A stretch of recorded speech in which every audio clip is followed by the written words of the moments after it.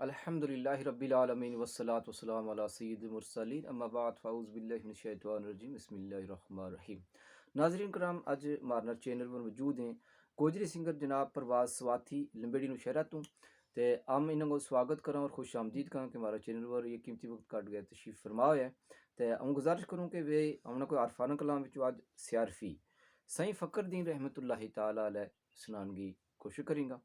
सल्लु अलल हबीब सल्लल्लाहु ताला अलैहि वसल्लम। देखो सात रसूल दे ओ दीने अंदर आए मर्द सोने सरदार चारे।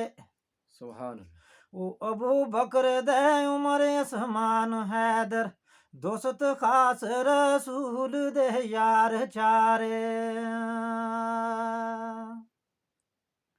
ते कलमा आखे पाक रसूल वाला सुने नूर वाले रख खार चारे। ओ कीता अमल कुरान हदीसियों थे आए इल्म को लूह वक्फ कार चारे। ते होए दीन दे खास पा वंद शोकूं करदे नाल रसूल प्यार चारे। ओ रस्ता आखदा उन्हां नूं हथे आया अकले होश अंदर खबरदार चारे। ते सोने पाक रसूल दा संग कीता हो गए जनतां दे हकदार चारे। ओ कोई खौफ ना जान गो मामने दा करदे जालमां नाल तकरार चारे।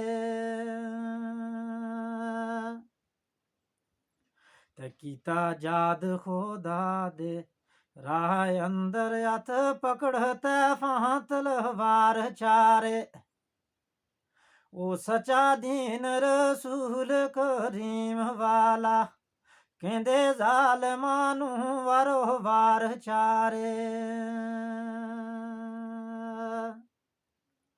ते दोती लोग याहूद तो माम तामल लड़दे जान दा खौफ वेसार चारे।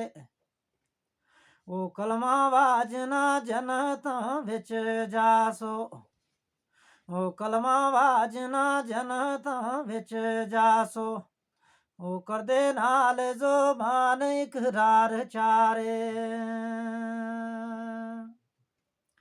ते इते हक बयान को लाम करके डेरे कूच कीते अखरकार चारे। ओ रख तलब जरूर तू फकर दीना रोज ऐशर नू देख दीदार चारे।